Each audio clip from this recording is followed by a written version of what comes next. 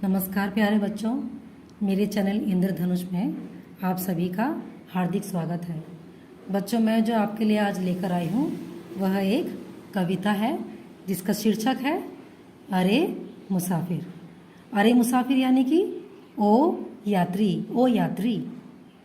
तो बच्चों, कविता इस प्रकार से है। सांस चलती है तुझे, चलना पड़ेगा ही मुसाफिर।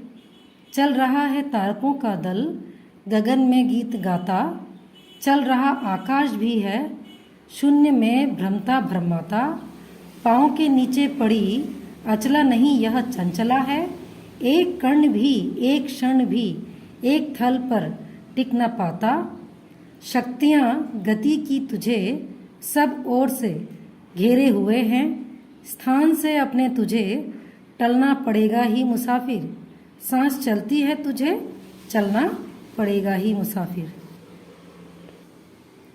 था जहाँ पर गर्द पैरों को जमाना ही पड़ा था। पत्थरों से पाँव के छाले छिलाना ही पड़ा था। घास मखमल सी जहाँ थी, मन गया था लोट सहसा। थी घनी छाया जहाँ पर तन जुड़ाना ही पड़ा था। सूर्य ने हंसना भुलाया, चंद्रमा ने मुस्कुराना, और भूली यामिनी भी तारिकाओं को जगाना। एक झोंके ने बुझाया हाथ का भी दीपक, लेकिन मत बना इसको पथिक तू बैठ जाने का बहाना।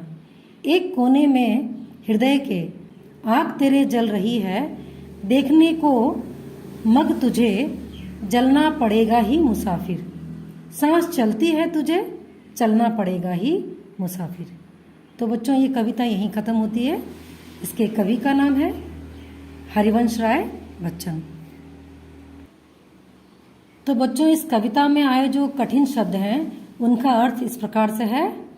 गर्त यानी कि गड्ढा, मखमल यानी कि नरम मुलायम, यामिनी यानी कि रात्रि का समय, झोंके यानी कि हवा की तेज लहर, पथिक यानी कि यात्री, राह में चलने वाला, मग यानी कि रास्ता, मार्ग,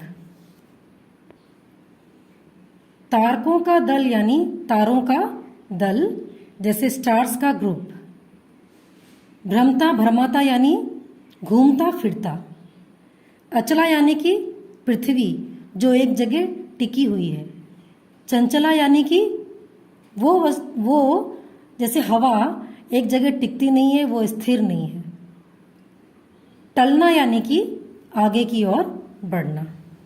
तो बच्चों, इस कविता को अगर हम समझना चाहें तो वो इस प्रकार से हो सकता है, उसका अर्थ इस प्रकार से हो सकता है कि यहाँ पे जो कवि हरिवंश राय बच्चन जी कह रहे हैं, ओ यात्री, ओ मुसाफिर।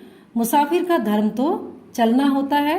अगर उसे अपने लक्ष्य में पहुंचना है तो उसे पृथ्वी के तरह ही चलते ही रहना होगा। जैसे पृथ्वी गतिमान है, प्रकृति का कण कण भी गतिमान है। हमारे शरीर के भीतर सांस भी पल पल गति में रहती है, यानी कि ये सारी चीजें भी चलती रहती हैं। प्रकृति कभी विपरीत हो जाए, यानी तुमसे रूठ जाए, तुम्हें रास्ते में चलते समय कांटों का, गड्ढों का, रात्रि का सामना करना पड़े, तो भी तुम्हारा धर्म होना चाहिए कि तुम्हें इन सारी विपरीत परिस्थितियों में भी अपने मार्ग की ओर, अपनी मंजिल की ओर बढ़ते ही रहना चाहिए।